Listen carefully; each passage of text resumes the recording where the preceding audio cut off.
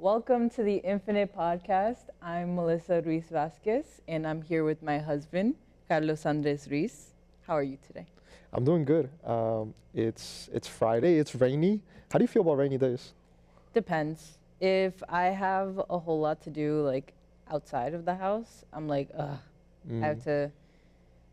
If it's cold, it's especially like, ugh. Yeah. But like if it's warm, I'm like, it better not be a day that I have to wash my hair, because then my hair's gonna get so That was frizzy. on episode 1. Maybe. Yeah. But if I get to just chill at all home all day, the Yeah. sound of the rain just is. Oh yes. It's so calming. I can handle rain. I can handle cold, but those two together, Especially during training. especially as a coach. Mm-hmm. When you were a player, how did you feel about rainy sessions? Did you enjoy those?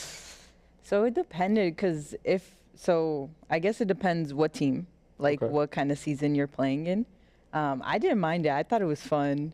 And like, because I guess if you're a player that's like sliding all over the place, then Mhm. it's extra fun because you Mhm. slide a little further. But in college, we had a grass field. So Oh. that is less fun. Really? Well, I feel like I would just go off like the ball slide moves from so like much from less. from the start of the field to the other. Studs the up. full 120. Studs up. Studs up. Yeah, the whole yeah. thing. That's funny. No, I mean, because also, like, if it got so bad, we couldn't train.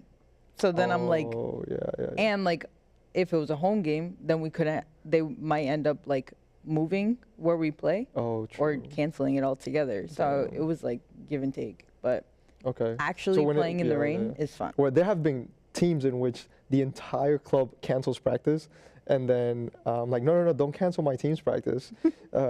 If it's not thunder, like I'm there, and then I'm on the car ride trying to like think of like, what do I say to the players that I can convince them that like this is exactly what we needed, and in that process actually I remember there was one time where we used to train in this field that is surrounded by trees, and then I was like, this is a perfect moment to show them that we are so interconnected with creation, and that trees don't grow without rain, and there's something about the rainy sessions that we grow together.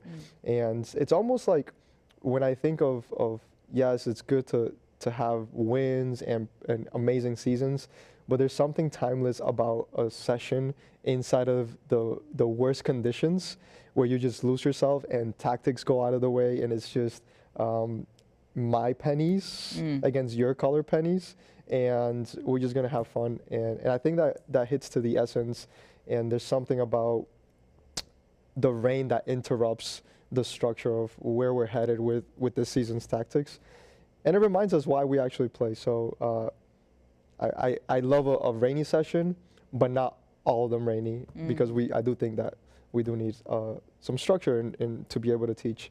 So it's raining today. It's Friday. We don't have any sessions Let's today. just cancel this and go play. Cancel this and let's just go play. Or we should do this in the rain. Okay, yeah, no, you guys Can you want imagine? to? Could we have like, I mean, it would be good for the plant. Is this real? No. It's not real. Okay, so the water wouldn't help. Yeah, let's jump into our little warm up. Okay, than all right. He's this like, is the he's like, rain. Andres, stop talking about rain. So we, similar to training sessions, we try to do warm-ups, drills, small-sided, and scrimmage. And this is the warm-up that we normally execute in our podcast. What shows are you into right now? What shows am I into? Wow, I actually like that one. You do. I'm sure you do. I love shows because I think shows help me disengage, and at the same time, I can't turn off my brain that tries to connect all the things. So sometimes I see like, oh, this show might help me talk to a player, or this show gave me an idea for a team talk, or this show gave me an idea for coaching, like coaches meeting or whatever it may be. But right now, I am not currently on a show, but I have two shows to blame, and one is Ted Lasso. You know, if the audience watch Ted Lasso, I think it speaks to this like we were talking that rainy day, that there's so much of no structure and just go with the essence of why you play. I think Ted Lasso captures that, and it's hilarious. And Shrinking, Shrinking, that was another one that it's tough when you watch such a good show that you are left hopeless in the process of finding that next show. And so what we end up doing is now whenever you're cooking, Ted Lasso's on. And I think it's probably because I'm really interested in one, sports, but Shrinking has a lot to do with the human experience, with psychology, and how to relationally figure out problems, or how to deal with not figuring out problems but still having to be in relationship. Those are two shows that I would watch again and again and again until their next season comes out. How about you? That's good. No, that's so the degree of how good a show is how hopeless do you feel? Is that That's such a good metric. That's such a good metric. That's great. Yeah. That's so you. That's so me. Why? It's giving Ecclesiastes. Ecclesiastes is my shadow frequency. That is just everything's meaningless. Like after you hit a good show, there's just nothing left to do. Don't even try. Yeah. Because then it's just like I'm wasting time giving other shows a try. Do you have a show? No, I mean, as you know, like you just said, I just revert back to Ted Lasso because I think I'm a creature of like habit. Like I just need like I'm fine with hearing the same line over and over again. Like especially when the characters are like, I think I like get attached to the characters. So I'm like, I'll listen to TED Talk all day. I'll listen to Keely. I'll listen to all of them. Yeah. And I love Jamie's accent. So like, it's so funny to listen to. Yeah. But yeah, I would just say Ted Lasso. I think that's what makes any show so good. I think the reason we attach to the characters is because there's a layer of the character that we see ourselves. And any show that we can see ourselves in multiple characters, we can't get off the screen. I guess let's stay on that. You're gonna stick with Ted and Shrinking? Yep. You watched this other one that my sister. Shout out to my sister that's in the control room right now, hitting the buttons. Paola Andrea Ruiz. So you gotta drop the name. And actually Emily, I can't forget about Emily. She's the OG. She's back. Emily's back helping Pao. But is there a character? Why did I say Pao? So, because she also watches the show. Oh, the show that you, yeah. Which is Abbott Elementary. Abbott Elementary? So good. 10 out of 10. I've tried. Well, I've really tried. You did. And I appreciate that. But it's the mockumentary that you It is the mockumentary. Like, imagine like we're here talking, and then all of a sudden I'm like. We do it all the time. What do you mean? Put the camera on me. Somebody put this camera on me. Oh. And then I'm just like, and we're here, don't leave it there. And I'm here, and then boom. Like, that has to be intimidating to the, I don't know, for me. To you. I don't want to be, like, don't bring me into the story. I'm trying to relax, like. Trying to, like, not exist for a little bit? Yeah. Yes, but I still want to identify. Yeah. And so, like, when Ted doesn't look at me, but he hits a joke that I'm like, oh, that's good. It didn't take energy from me. I think that's why I love it so much, though. Because it's like, you feel like you're there with them. Like, you're the person behind the camera that they're just like, when they do like little side interviews, like they're talking to you. Yeah. Or like when they're having their conversations and then they just shoot and like make a face. No. Like that. I think the nature of what I do puts me at a place where I'm being looked at a lot as a coach. And so I don't want to be looked at when I'm trying to relax. Like Bob says, you don't want to be perceived. I don't want to be perceived once I'm not working. And it takes energy from me, and I need to recharge. I think if Ted shifted to mockumentaries, what it's called? Yes. I'm sorry, Ted. Wow. It's gone. I don't want to be part of the like, just keep the story. I'm staying in the U.S. Yeah. I'm staying. Leave England over there. I can't come back. Like I would get deported. We always come back to that. Anyways, why is Abbott Elementary? Abbott, yeah. Abbott. Yes. Why is it so good? It's amazing comedy. It's just, and like, I guess because of like the history I've had with like being in like, I guess in like the setting with working with kids, like, and they're a public school, and so it's like fun to see them as like teachers, and like it's a little more like real. Yeah. And they're all just goofy in their own way, but like there's shows that have been really good, but Abbott is like a mockumentary of like its own, whatever. And like you were saying, like you could see yourself in all the characters. Like there's a character that literally has my name. Her name is Melissa, so it's extra fun. And like the main character, Janine, she's just like so dorky, and then Gregory, and oh my gosh, I'm blanking on the Might need Paul to help. Jacob. Oh my gosh, he is like the most awkward, cringy, but like also he's like precious, so it's just so good. And then Barbara, like straight name. That was so funny because it has like different levels of like context of comedy. Like you have her giving you like Christian, and like Janine, like they have their own like like they're younger compared to Barbara and Melissa, and then Jacob, and it's just and then the janitor, he just comes in so randomly. Now that we're talking about shows, we weren't gonna fully state, but we gotta honor the question. So I guess that was the warm up. Now let's go to a drill. Let's pick Ted. If you had to pick a character from Ted that I simulate most, that you're like, oh, that's Andres, which one would you have to go with? You're just so unique, You give so That's such a way to get out of the answer. I'm like, none of them, just spectator. The line where like, are you a lion or a panda? Yeah. Oh my gosh. Yeah. I'm May. I'm me. Okay. Anyways.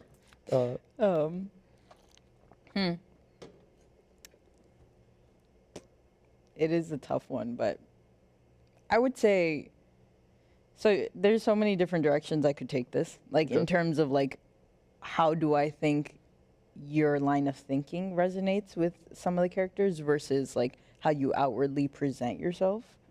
Okay, or like that's how a you very would talk. that's a very good distinction. Then let's go with both but separately. Okay, I'm gonna give you the rundown. Okay, go ahead. On what I think. I think the way you think is more aligned with Ted. Okay. Because he's all about. I told you already that I think he has a lot of, like kind of like Christian, values. Yes. Okay. Where he. Let's go with kingdom values.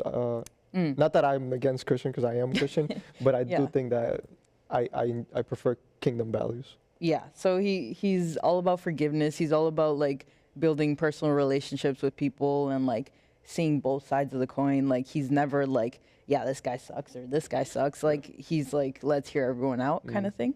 So I think in that line of thinking, like Ted, but I don't think you're like the way you talk or his frequency. Like I don't think you're necessarily the same in the way you communicate with people. Yeah. I've said before, maybe outwardly kind of like Roy. But without all the cussing and without the like negative. But it's like sometimes, like for example, like there's a part where he and Keely, like when they're first starting dating, he's like, I told you I was busy. Like he was being like honest, but like I guess Keely with like kind of like a typical line of thinking is like, well, I feel like I'm being ignored. I feel like you have a lot of instances with other people where it's like, well, I was telling the truth and I was like doing it from a good place, but some people might be like, well, I didn't understand that because in like typical line of thinking, you would assume you're being ignored or the person doesn't really like you or whatever. Yeah. I think I would agree. 100%. Yes. I would agree. I think not a lot of people get to see the Roy, because, and maybe that's why you get access to the Roy, because I have to be so pliable or adaptable and serving when I'm not just in soccer but in whatever projects I'm in. It's so servant posture. And that I think takes out the Ted in me. I don't have the. I hope to one day be as funny as Ted. Yeah. I think it's like he got the dad jokes like to the Locked highest in. form. Yeah, absolutely. Yeah. But I think that creates a bit of a Roy internally or behind the scenes. Sometimes I don't consider outer sources when I'm making a decision, and not in a way that I don't care about you, but like this is a moment that this decision is because I feel that this is the healthiest thing for me, you know. And I give myself permission to do that only with people that I know love me enough to not feel that our relationship will be affected. And that doesn't mean that you're not going to be affected. Yeah. But the relationship, the totality of the relationship won't be affected because you know my love for you and you know that is a moment. But yeah, I like that. Is there a character that you would not like me to be? Jamie's dad. Jamie's Dad's probably like, but at the end, oh my God, I'm not gonna, no spoilers. I feel like everybody has watched. But not everyone has Apple TV like that. We got lucky. Shout out Jason Smith. That is so true. Shout out to Jason Smith. Not everybody has Apple TV. Okay, so no spoilers. Not Jamie's dad. Okay. Rupert. Rupert. Oh my God. Oh, he's like a menace. But you know. No, don't do it. So here's the thing with Rupert. If I have to pick between Nate and Rupert, no. I will go with Rupert. Rupert is the name? Yeah, Rupert. Rupert. There's a I will P go in with there. Rupert. Maybe I just think that he is such a challenger and a competitor that he just manipulates his way into everything. I just feel that Nate just gives me like, there's so many moments where I'm like, Nate, I hate that. And Rupert, I'm like, he's just lost in trying to win, which is not to say that he does it in a good way. Yeah. So you would prefer to be Nate than Rupert? Yes. Okay. That's an obvious yes. Yes. Yes, because oh my gosh, don't. Wait, this would be great. Like if you're watching, how does this? We get this camera on me. If you're watching, and you've seen Ted, would you rather be Rupert or Nate? Love to hear what people have to say. So tell me why Nate instead of Rupert. Because Nate. Okay, first of all, I'm gonna give you a wide perspective here because there's so many things to consider. Nate is very young. Nate was a kid man, so I'm assuming he's like 20s, let's say. All right, he's young. Rupert is grown. He is. Rebecca says once that he's almost 60. Wow, you remember that? When you have this on repeat, like you remember lines. Yeah. So, Mans is like. He's older, so he's had a lot of life to live. For you to still behave in such a wicked way at that age, and like Nate is learning. By the end of it, he's learned. He actually developed. He developed. Rupert's character, I cannot say the same. Okay, I will agree. If you're gonna have to be one, evolve. Rupert might be the only character which Ted is not necessarily empathetic with. He actually is the only character that, like when they're playing the darts, like I'm gonna put you down, and I don't think he ever looks to put anybody down. With Nate, he's always forgiving with coach, with the players. So yeah, cool. Oh, I don't know. Are you curious as to? I would love to know because I've also discussed this with you as we're watching it. I already know how I see myself in certain characters. Okay, you want to say more? No, go. And which character would identify you Inward most? and outward. Okay, all right. I don't know if this is gonna get me in trouble. I'm gonna walk out. I will leave the premise. Okay, all right. I have to go with, I think Keely. Keely, that's the name.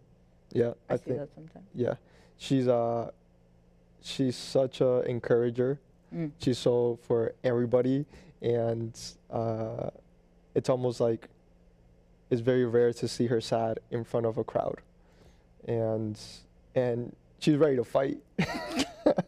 She's ready to like when Rupert comes to the funeral with the baby and she starts talking shit about the babies, like that baby's like ugly or whatever. I think you would do that.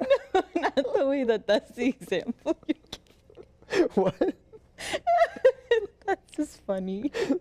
Do you agree? Yeah, Okay. I do. Like you're there for your day ones and twos Yes. and threes and fours.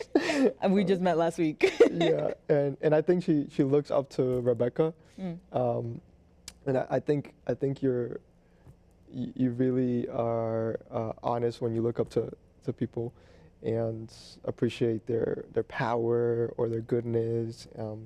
So Keely, and then a mixture of Keely and. You're stalling so hard on that. I already know. No, Higgins. Oh.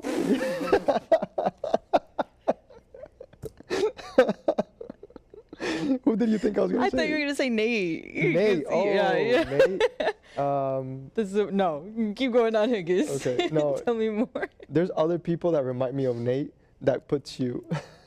Valid. Not in Nate, but if you want me to find the Nate in you. No, it's okay. Just tell me more about Higgins. Higgins is could after Ted be the best character. Yes. Like Absolutely. Like I think his humor is feels like so honest. He's not trying to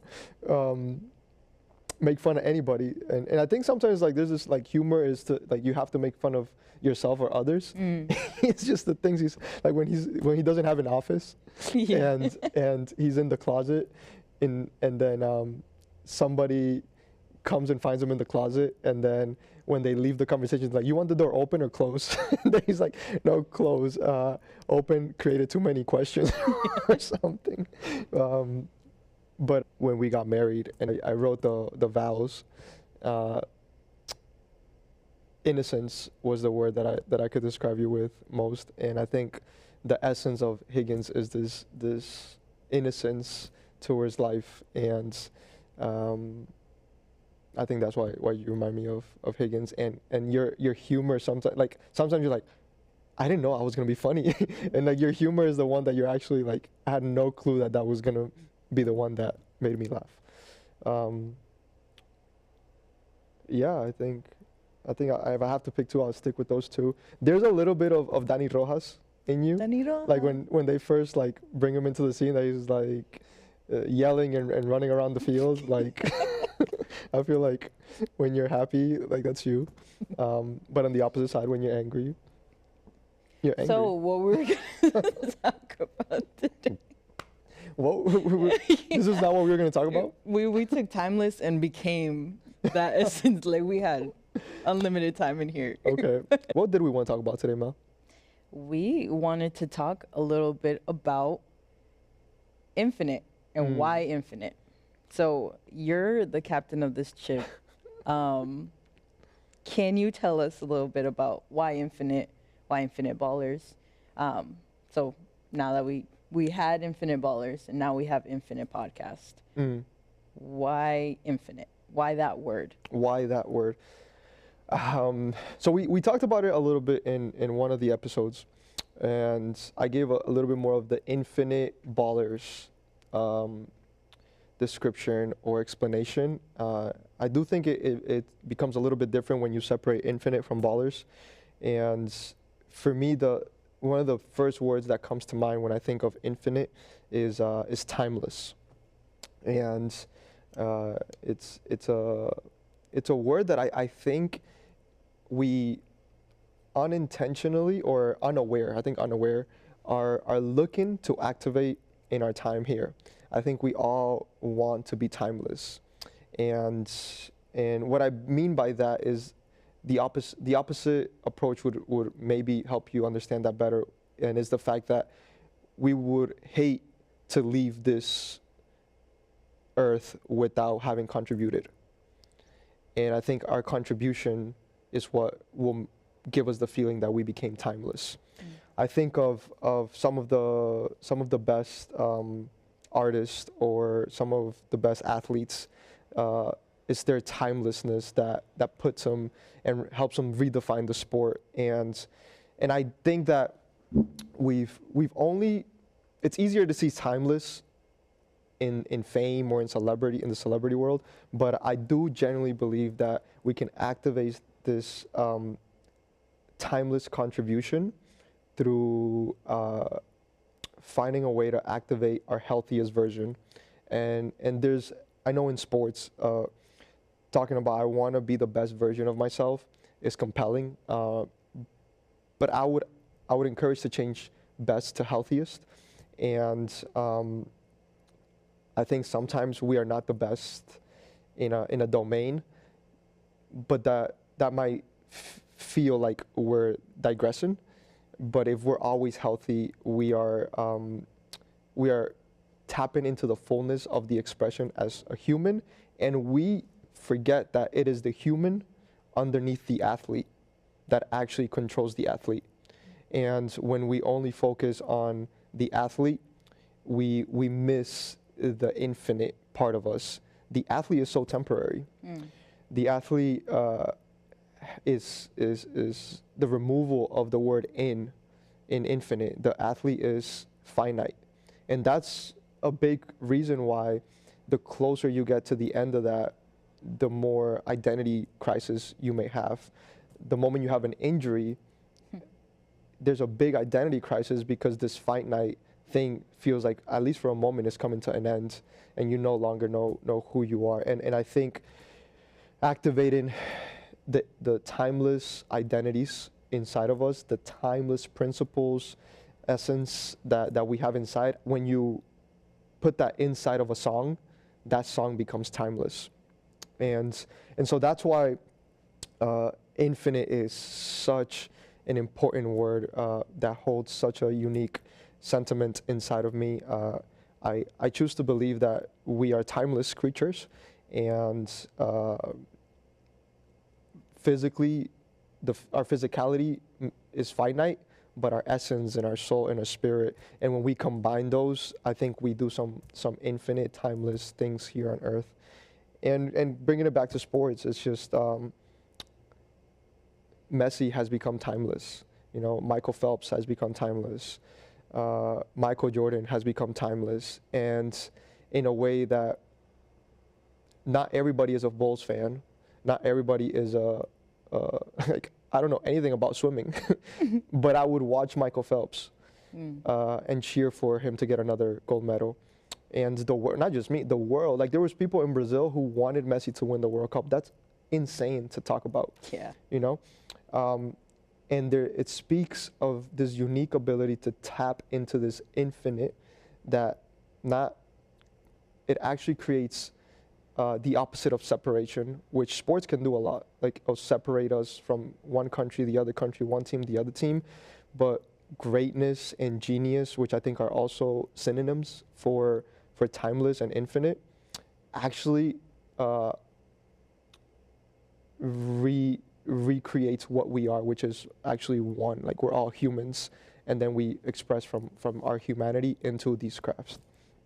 That's a long answer to your question, but I feel so deeply for the word infinite, and that's why this podcast, we intentionally decided to, hey, let's remove ballers, and let's double down on infinite, because I think the infinite is actually what's most important. Could you give me an example of something that you feel makes the human underneath, like, let's say, let's put you in this example. Like, what makes you infinite and how that affects, well, when you were an athlete, how that affected your athletic identity and like how you express yourself and how that helped your performance. How being aware of being infinite helped my performance. I think part of the reason why I'm so passionate about this is because I wish I had a perspective on this when I was an athlete. I think it would have optimized my performance. I think if I can pick a moment, there's a moment that for me it's been a moment that for me it's infinite. I remember my freshman year, my first game with Boston University. We were at St. John's, and we were in this locker room, away team locker room, which it's always uglier and less comfortable.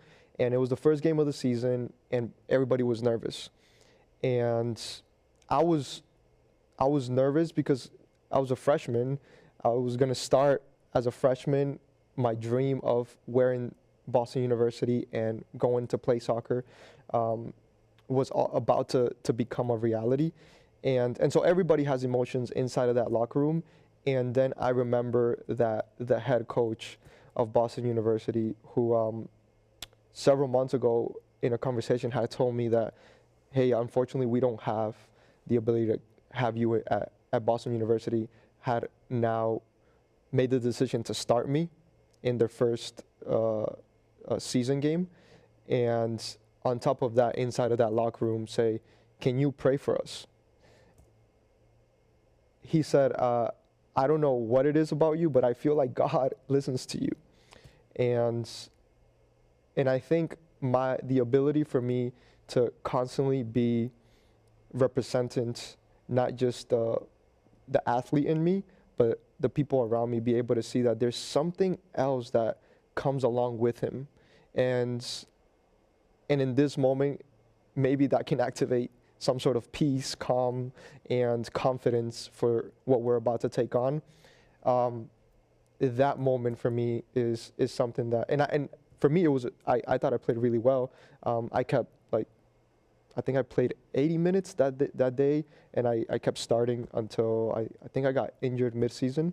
But I do think that being able to feel that I can bring that layer of me into the locker room just allows me to play more freely. Imagine like when I make a mistake, it hits, at least for me, it hit different when I made a mistake and I know that the coach that has to evaluate me and decide whether I come off is the same person that asked me to pray for the whole team before the game. And that actually makes my mistake not take over me. And that's one example that I feel that being able to tap into the infinite essence of how I saw myself and being upfront with my spirituality affected in a positive way my performance on the field, and not just on the field, but my contribution to the team, because I remember in the bus ride, you do, like I do the prayer, and then I don't know, like, is it weird, is it not weird, but I drop the prayer, and then in the bus I have one of the captains like, yo, that was a dope prayer, I didn't know you had this in you. And so something about that also taps into the best phrase that I have is it would be like relational intelligence. And I think when you are able to tap into what you fully are and what your essence transmits, the relational just becomes so dynamic and open in an exchange of, I don't even know if he believes the same that I believe, but that moment touched him. Yeah. And so the ability to do that, if you're intentionally aware of these moments, you start to tap into relational intelligence. And within that, there's specific principles that allow you to walk into spaces very confident. Yeah. So you touched on relational intelligence, and so the big reason that we're doing this podcast is that we want to let people know what Infinite is about, and we want to help people. Can you talk a little bit about like relational intelligence, emotional intelligence, and character? Yeah, I think infinite is the big word that we want to activate in the athlete, but I think I use the athlete as an excuse to activate this in the human that's underneath the athlete. But then underneath that, there's specific, like there's tactics. So I don't know if as players, I remember there's times where like I would just do something that was really effective, a dribble, a pass, whatever, but being able to understand why that worked. And there's people that are really good at relational intelligence, emotional intelligence, character development, but they actually may not have seen the tactics behind that. And like any craft, when you understand the tactical side of it, you actually know when to use it and when to not. It's the difference between skill and talent. So I can have the talent to shoot the ball upper 90 every single time, but skill comes in when I have the ability to know when to do that. Because I may have the talent to do that shot, but if I do that shot from my own goal, it's not gonna work. If I do that shot from the middle of the field, it's not gonna work. So it's more of the skill of being able to use that talent. And so when we talk about relational intelligence, emotional intelligence, and character development, it's not even the fact that we're gonna bring this into you, it's that we're gonna bring this out of you so that you can see it and understand how this is true to you, who you are, and how to use that to optimize your talent. And not just in sports, but just in every domain of life. And so those are three that are I think when you talk about where education is headed, for example, with artificial intelligence and all the answers being out there for us to obtain, I think one thing that artificial intelligence cannot touch on is these three principles. Artificial intelligence can fully teach us relational intelligence and the execution and the reps.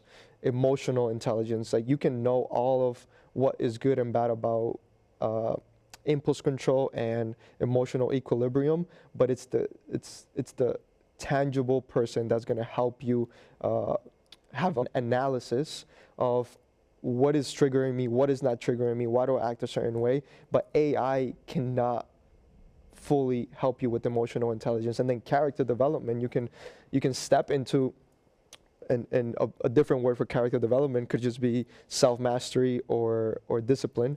And you can have all of the things that you know will bring the best character in you possible on chat, ask the AI, but the implementation of it needs another human to hold you accountable, to honestly tell you where you got it right, where you got it wrong. The actual expression of it needs another human. And so these three actually are, for me, infinite principles that, and I think what makes them infinite is that the only thing that can really access it is the human experience. And when you tap into those, that's when I think the human actually becomes timeless. I guess one example that I can give is when you look at the World Cup final, and when you look at both teams, and you look at the pay of the French team and the pay of the Argentinian team, the French team was disproportionately better paid, and they have more skillful athletes overall within the world of soccer. But Argentina had something that differentiated them, which was there was an entire locker room looking for Messi to become timeless. And that taps into the relational side of things and the emotional side of things and the discipline and the mastery of, in 1 month, how will we deal with our emotions if we know that we have the aim of Messi needs to earn this because of what he's done for soccer. And so there's a different approach to your ability to control and execute and deliver than maybe the French team had, because they didn't have that one relational focus that I think for me created an advantage for a team like Argentina. So I'll have to say that I think it goes beyond talent, and these three will actually amplify your talent. And I am so passionate and convinced that these three are what will bring the healthiest and the maximum version of yourself. Yeah, I like that you bring up the fact that it's beyond talent, because when you mention Michael Jordan, when you mention Michael Phelps, well, being on the Michaels, when you talk about Kobe, like it's easy to just kind of write them off and be like, well, they're timeless because they're talented. Like they're timeless because they had the ability to get where they were because they were just, it was their God-given gift kind of thing. Yeah. When I hate that excuse. Yeah, I imagine you do. Yeah. Because and a lot of people like you mentioned Messi, like a lot of people will say, well, I like Ronaldo because like he wasn't given that gift and like he had to work really hard to get where he was at, which we know is true. But I think the combination of that, of the skill and, like you mentioned, having that relational intelligence, that those things that go beyond their talent is what really makes them who they are. You think about Kobe Bryant and Michael Jordan, and Kobe Bryant was seeking to achieve what Michael Jordan did, and there's coaches that have said that the person that simulated or like just felt like it was another Mike on the court was Kobe. And when you look at both of their careers, Kobe got 5 championships and Michael got 6 championships. And I choose to believe that the difference between Michael getting to 6 and Kobe not getting there is because Michael actually didn't care whether he won them with Scottie Pippen or if he won them by himself.